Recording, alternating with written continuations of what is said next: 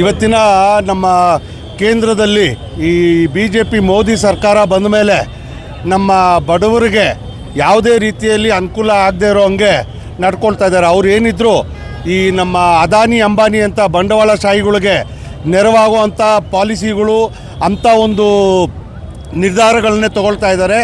ಅದಕ್ಕೊಂದು ಉದಾಹರಣೆ ಅಂದರೆ ಇವತ್ತು ಮನ್ರೇಗಾ ಅಂತ ಏನು ಒಂದು ಹಳೆ ನಮ್ಮ ಕಾಂಗ್ರೆಸ್ ಪಾರ್ಟಿಯ ಒಂದು ಬಡವರಿಗೋಸ್ಕರ ಏನೊಂದು ಪಾಲಿಸಿ ಇತ್ತೋ ಇದನ್ನು ಭಾರಿ ಮಾರ್ಪಾಡು ಮಾಡಿ ಎಲ್ಲ ಬಂಡವಾಳಶಾಹಿಗಳಿಗೆ ಅನುಕೂಲ ಆಗೋ ಥರ ಬಡವರಿಗೆ ನೌಕರಿಯಲ್ಲೂ ಪ್ಲಸ್ ವೇತನದಲ್ಲೂ ತಾರತಮ್ಯ ಮಾಡಿ ಯಾರಿಗೂ ಅನುಕೂಲ ಆಗಬಾರ್ದು ಅನ್ನೋ ರೀತಿಯಲ್ಲಿ ಈ ಒಂದು ಕೆಟ್ಟ ಧೋರಣೆಯಲ್ಲಿ ನಡ್ಕೊಳ್ತಾ ಇರೋಂಥ ಕೇಂದ್ರದ BJP ಸರ್ಕಾರದ ವಿರುದ್ಧ ಇವತ್ತು ನಮ್ಮ ಕರ್ನಾಟಕ ರಾಜ್ಯದ ಕರ್ನಾಟಕ ಸರ್ಕಾರ ಹಾಗೂ ಕಾಂಗ್ರೆಸ್ ಪಕ್ಷದಿಂದ ಅವರ BJPಯ ಮೋದಿ ಸರ್ಕಾರಕ್ಕೆ ಧಿಕ್ಕಾರವನ್ನು ಕೂಗ್ತಾ ಇದ್ದೀವಿ.